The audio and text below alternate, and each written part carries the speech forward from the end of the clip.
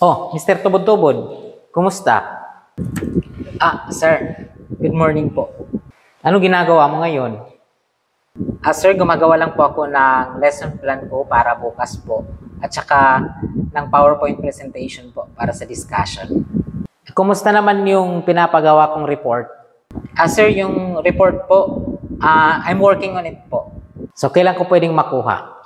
Mamayang hapon po, ibibigay ko na po sa inyo yung report. Okay, sige. Ilagay mo na lang mamaya doon sa opisina, sa table ko. Yes, sir. Complete po. Bakit nga pala wala kang mga estudyante ngayon dito sa classroom mo?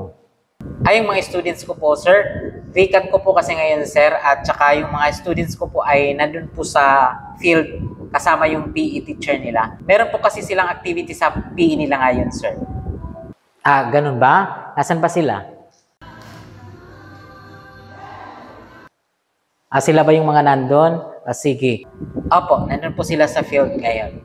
Okay. Sige. Mr. Tubod-Tubod, bakit parang ang daming basura dyan sa likod? Yung mga basura po, sir. Hindi lang po yan natapos ng mga students ko kanina, sir. Sige po, ipapalinis ko na lang po sa janitor natin. Yun nga po pala. Kuya Tonton! Ano po yun, sir? Halika nga po muna. Pakilinis nga po muna yung mga basura dyan. Sige po. Sige po.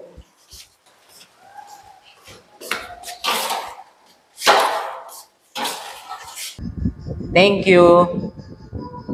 Okay na po, sir. Okay, sige, Mr. Tubod-Tubod. Kailangan laging maayos laging malinis ang classroom. At saka bakit itong mga bintana mo parang ang dami ng alikabok? Papunasan mo na rin to. Sige po, ipapalinis ko na rin po. Kuya Tonton, pagkatapos mo po dyan, pakipunasan na rin po yung mga bintana. Sige po, sir. Pupunasan ko po yung mga bintana mamaya. Pagkatapos ko po dito, sir. Salamat. Okay na po. Sige, Mr. Tubod-Tubod ayusin mo yung classroom mo. Sige, alis na ako. Sir, pasensya na po. Pwede po bang magtanong? Sir, kasi po alas 3 na naman po ng hapon at saka wala na po akong klase. Pwede na po ba akong umuwi? Bakit ka uuwi kung alas 3 pa lang? Di ba alas 5 naman yung uwian natin?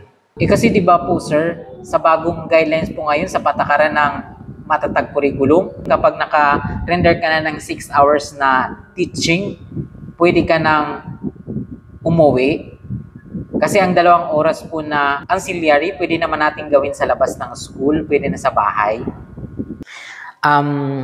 Nako, Mr. Tubod-Tubod pasensya ka na, pero hindi muna tayo mag-a-adapt ng 6 hours na teaching at saka yung 2 hours ay pwede nang sa bahay.